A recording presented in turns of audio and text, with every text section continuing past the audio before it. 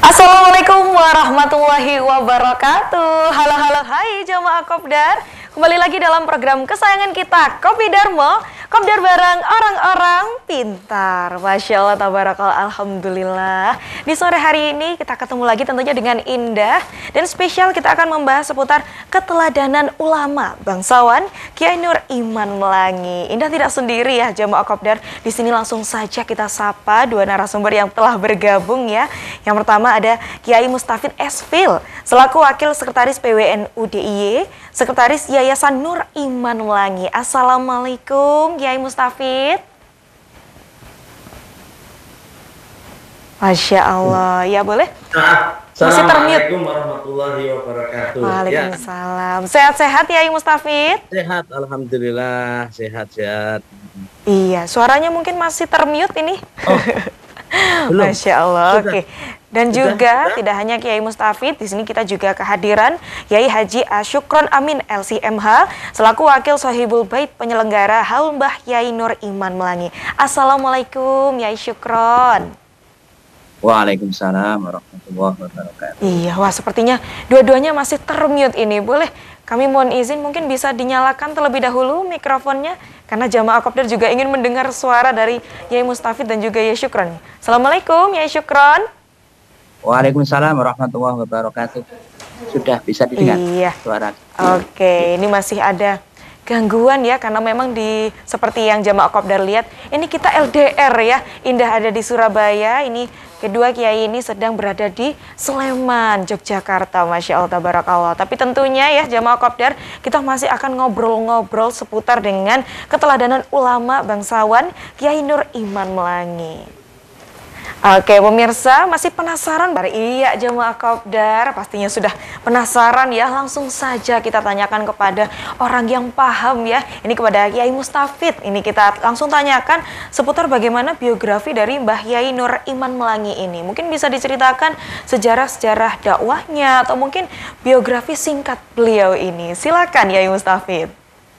Oke, terima kasih. Assalamualaikum warahmatullahi wabarakatuh. Waalaikumsalam warahmatullahi wabarakatuh. Bismillah, alhamdulillah, salatu wassalamu ala rasulillah wa ala alihi washabihi wa mawala amma ba'da. Selamat sore kepada semua pemirsa TV 9. Jadi kalau kita bicara sejarah Mbah Kiai Nur Iman itu tidak lepas juga dari Wali Songo. Wali Songo kemudian menjadi Demak kemudian menjadi Pajan dan Sibang, kemudian menjadi Mataram Islam menjadi Kasunanan Surakarta dan Kasunanan dan Keraton Yogyakarta Hadiningrat. Nah, Mbah Kiai Nur Iman merupakan putra Raden Suryaputra atau Amangkurat Jawi atau Amangkurat IV yang dulu ketika terjadi semacam konflik internal tahun 1745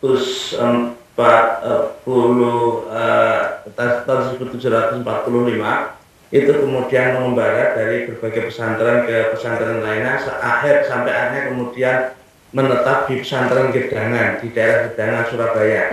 Nah, di sana kemudian dalam sebuah acara ketemu dengan Untung Suropati. Mbah Kiai Nur Iman saat itu menyamar menjadi seorang santri namanya Muhammad Ihsan. Nah, ketika dalam acara pengajian itu beliau bukan Mbah Kiai Nur, tapi ayahnya Raden Suryaputra itu. Ya, Raden Suryaputra itu kemudian menyamar menjadi Muhammad Ihsan. Nah, saat ada pengajian beliau jadi laden. Kan? Nah, pas pengajian itu dihadiri oleh Untung Suropati. Nah, Untung Suropati merasa kenal karena pernah bertemu di Surakarta saat itu ketika mengantar rombongan dari Banten Sultan Agung Tirtayasa. Nah, setelah pengajian usai, kemudian Untung Suropati bertanya kepada Kiai Abdul Muhsin, pengasuh pesantren saat itu, untuk menanyakan orang tersebut siapa. Akhirnya dipanggil, terjadi dialog. Nah, kemudian mengaku bahwa beliau memang Raden Suryaputra yang nanti menjadi Amangkurat Jawi tersebut. Nah, mereka sepakat untuk merahasiakan pertemuan tersebut dan di kemudian hari Raden Suryaputra ini dinikahkan dengan salah satu putri dari Untung Suropati, Raden Roro Retno Sulistyawati. Nah, menikahlah mereka. Kemudian Raden Suryaputra dicari oleh pihak Mataram sampai kemudian ketemu di situ. Nah, dipanggil ke keraton yang kemudian dinobatkan menjadi Amangkurat IV. Nah, sebelum kembali ke keraton itu berpesan kepada gurunya, kalau istrinya melahirkan, kalau putra, maka mohon diberi nama BPH Sandio.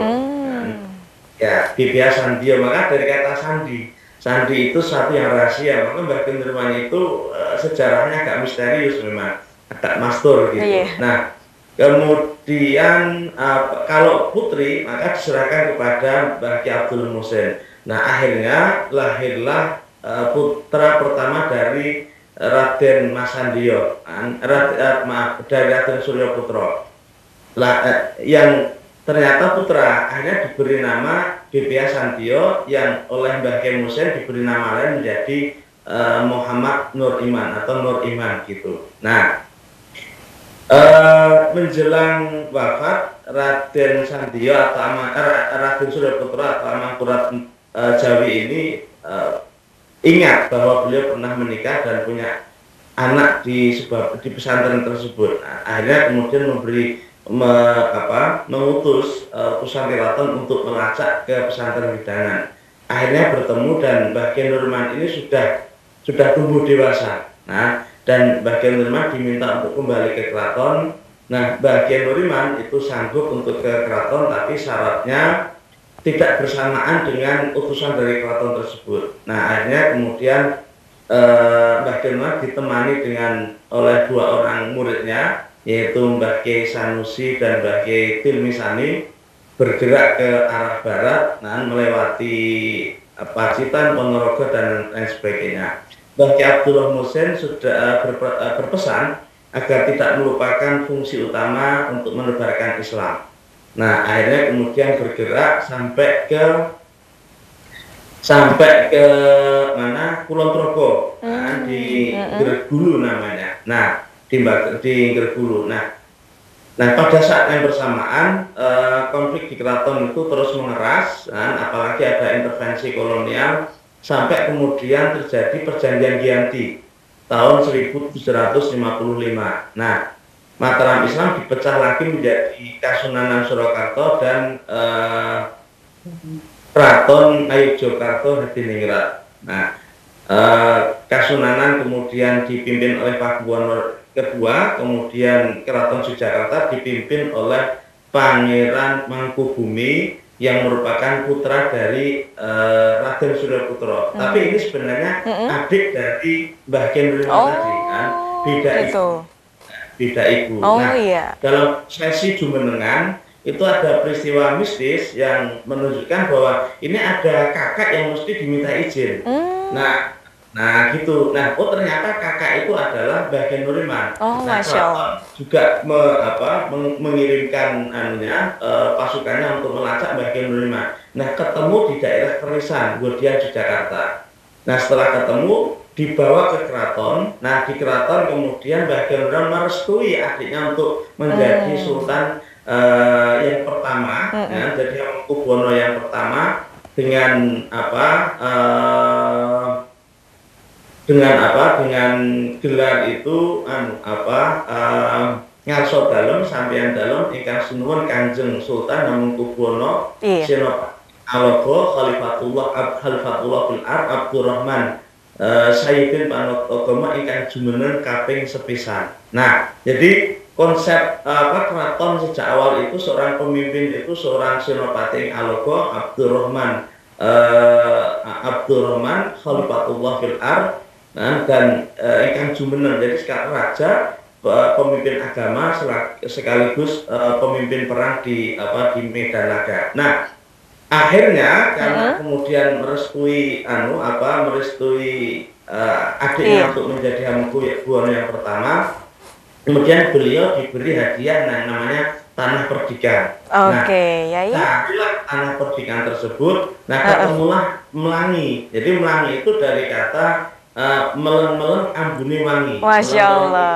itu Iya. dari jauh Yai itu Mustafid? bercahaya, kemudian ketika didatangi berbau wangi gitu. Masya Allah. Oke, Yai Mustafid. Ya. Iya, apakah terdengar? Iya, boleh sebentar saya akan tanyakan juga kepada Yai Syukron ya sebagai wakil Sohibul Bait halnya ini. Boleh Yai Syukron? Iya, tadi sudah sempat disinggung tentang biografinya. Boleh?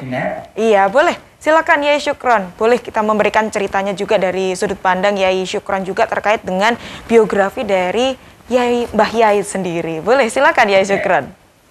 Tadi sudah panjang lebar ya. Terima kasih waktunya.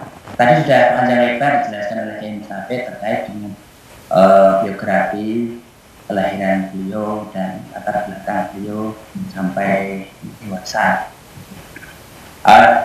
Sejauh yang kami tahu dari tradisi tutur, dari tradisi oral, dari guru-guru kami, dari para leluhur kami, bahwa Yai Nur Iman itu sosok yang mastur. Makanya bahkan ketika ada pertanyaan dari guru-guru kami yang notabene belum tahu sejarahnya secara pasti, itu kan tanya ini yang diholi Mbah Kiai Nur Iman yang mana? Karena Mbah Kiai Nur Iman kan baru diholi 35 tahun ini. Padahal beliau wafat kan di tahun 1780-an, akhir abad 17.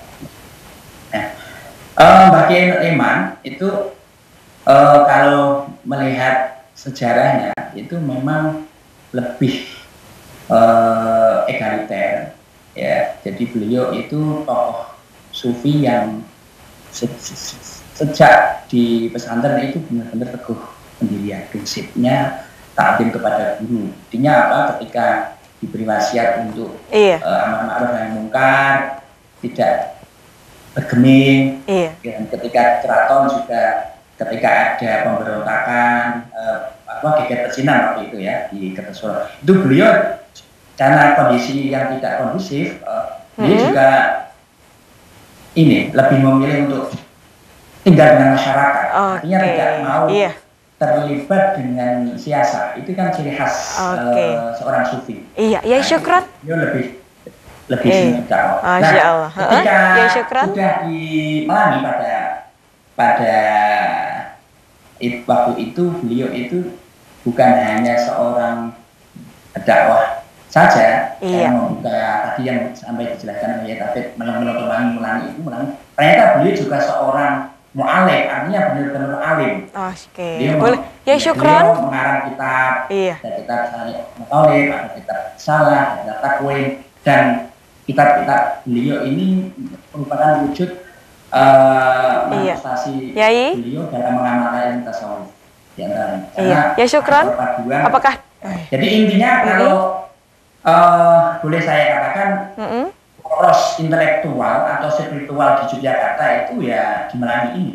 Di Melangi ini, Masya Allah. Poros intelektual dan spiritual itu muaranya ke Melangi, karena memang Yai Syukron sekarang juga punya berkah yang dirasakan oleh masyarakat Yogyakarta dan sekitar.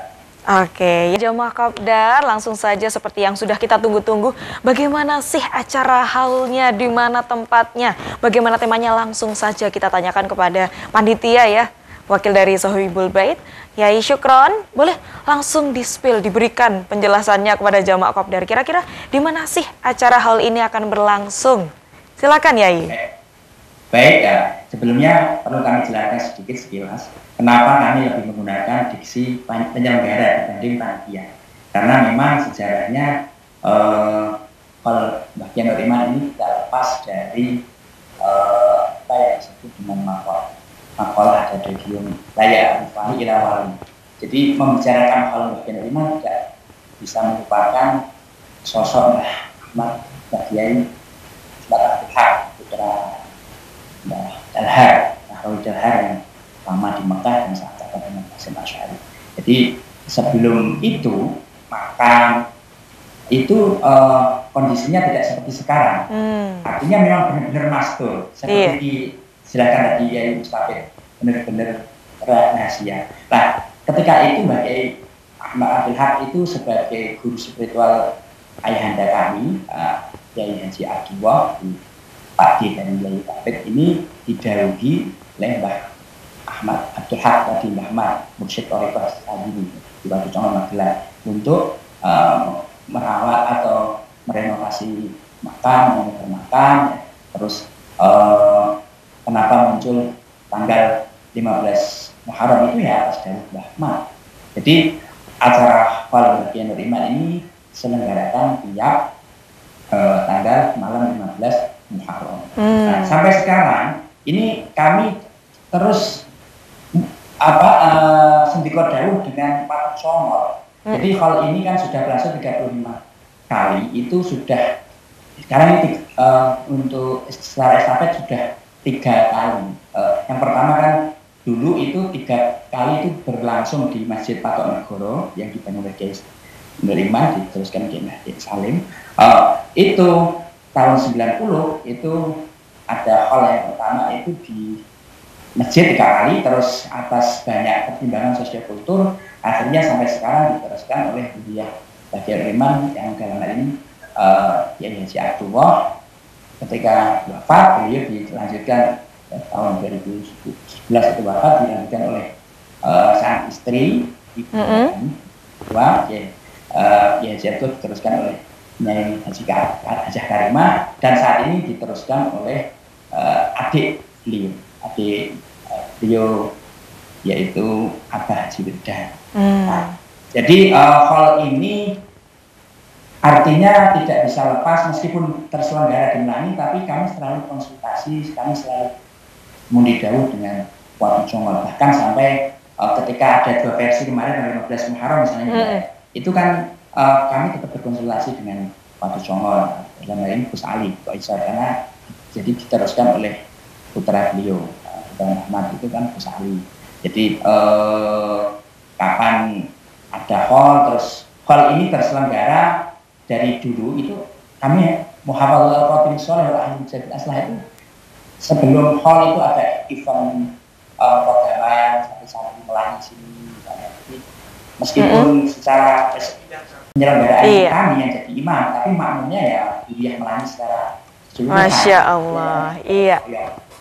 Nah, di event ini sebelum ada pengajian akbar itu ada muqaddaman, nanti ada Abdul Qadiran. Abdul Qadiran ini sendiri merupakan tradisi yang ditinggalkan, yang diwariskan oleh Bagian Nur Iman. Nanti ketika kalau Bagian Nur Iman itu juga ada tradisi tari kojan itu selawatan ngelik. Masya Allah, iya. Selawat dengan ya syukran. Tradisi ya itu ya dan ya syukran. Ada unsur-unsur thariqah samanya. Oke, ya syukran. Nanti boleh? Iya, boleh kita cukupkan dulu supaya kita bisa belajar juga bagaimana karomah dari Mbah Yai ini ya. Oke, boleh kita sambungkan dengan Yai Mustafid? Boleh diceritakan juga bagaimana mungkin masih ada sejarah lanjutan yang harus diberikan kepada jamaah Kopdar dan juga karomah apa yang bisa kita ambil dari Mbah Yai ini. Silakan Yai Mustafid. Oke, terima kasih. Jadi setelah setelah menemukan tanah perdikan, kemudian beliau menetap di Melangi dan akhirnya mengembangkan masyarakat di Melangi. Nah, karomah itu kan sesuatu yang kharikul adah ya. Nah, ini yang tidak ada catatan sejarahnya, tapi kita bisa menguraikan beberapa peran penting Mbah Kiai Nur Iman dalam sejarah. Jadi mulai dari menempa kader bangsa untuk menjadi pejuang dalam gerilya, termasuk peran kemerdekaan. Nah, salah satu yang monumental adalah Pangeran Diponegoro. Jadi Pangeran Diponegoro itu putra ketiga dari Hamengkubuwono, pertama dari Hamengkubuwono yang ketiga. Itu sejak kecil ngaji di Melangi, dan ketika terlibat dalam gerilya itu menjadikan Melangi sebagai salah satu dari basis gerilya Pangeran Diponegoro. Kalau jenengan baca bukunya Peter Carey, itu orang yang paling otoritatif tentang Diponegoro, itu bertaburan kata Melayu di sana. Kemudian juga dalam Babat Diponegoro, satu buku yang ditulis langsung oleh Pangeran Diponegoro, itu juga banyak-banyak disebut oleh kata Melayu dan Kiai Melayu di dalam Babat Diponegoro. Nah, selain itu ada pepatah, jadi al-abna itu sirul aba. Kalau itu kita percaya, maka misalnya sampai sekarang di Melangi terus berkembang menjadi sebuah basis pesantren tua di Yogyakarta. Dari katakanlah tahun kesekian itu dari 5, 6, kemudian sekarang berkembang menjadi 17 pesantren yang ada di Melangi. Melangi ini skala kampung ya, dan di Melangi itu ada Melangi yang asli, yang Melangi pribumi bukan santri, itu lebih dari 50 orang yang hufat, dan mereka turut serta melestarikan warisan-warisan sholawat, kemudian living tradition yang ada di Melangi.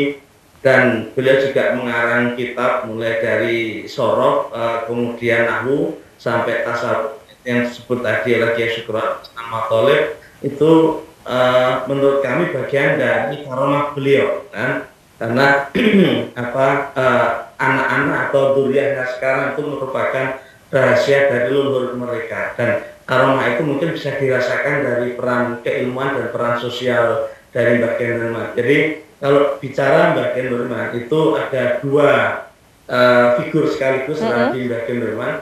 Pertama adalah seorang ulama, seorang alim yang alama, kemudian seorang pejuang. Jadi seorang alim, seorang kiai yang pejuang, dan pejuang yang seorang kiai. Nah, itu adalah pribadi yang utuh dalam diri Mbah Kiai Nurman. Nggih, Masya Allah. Mungkin bisa kita sambungkan ke Kiai Syukron. Tadi kira-kira di haul ini akan ada apa saja, Kiai Syukron? Ya, haul ini memang tidak lepas tadi seperti saya sampaikan. Jadi inti haul itu kan meneladani pokok ya, yang mengikuti haul ya. Karena kalau secara bahasa haul itu kan ada 3 makna ya, ada kekuatan, ada sekitarnya, ada setahunan. Artinya ini bagian dari media kalau saya boleh mengatakan semacam alat berkah besar-besaran, karena diriah Mbah Kiai Nurman ini sampai kemana-mana secara itu karena yang dibutuhkan ini. Dan saya kalau boleh menambahkan salah satu karomah ini, saya langsung dengar dari putra Mbah Yai Dalhar. Yai Dalhar ini seorang mursyid Sajili di zamannya sekarang.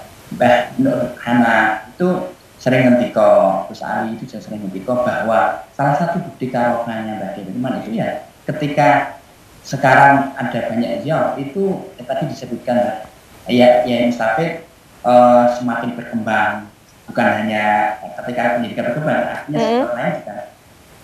Karomah itu apa? Yang saya alami adalah abah tua itu ketika sebelum merehab makom, sebelum menyelenggarakan akal itu memang kebetulan diuji punya keturunan itu 5 kali itu tidak bisa meninggal terus. Nah, Mbah Ahmad itu ngendika, nanti setelah bangun maka akan ada hadiah dari Mbah Kiai Nurman. Hadiahnya apa?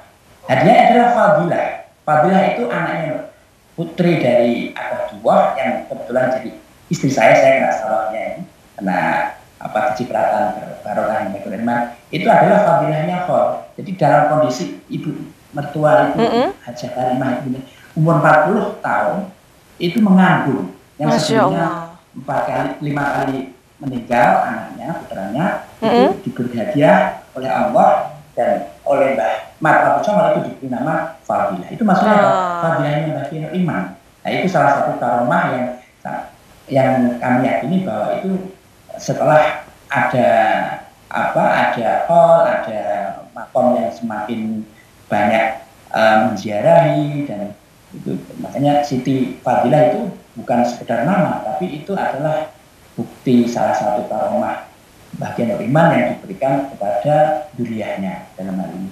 Karena memang di Melangi itu sebagai tokoh sentral Menermat itu saat ini di Melangi itu ada bagian masing-masing, ada yang mengelola pusakanya, ada yang mengelola akutopnya, manuskripnya, ada yang meneruskan perjuangan taklimnya, ada yang meneruskan sisi-sisi lain itu memang ada. Nah, kebetulan kami di sini kuliah yang berbagian untuk muri-muri makom dan muri-muri untuk melestarikan hal ini.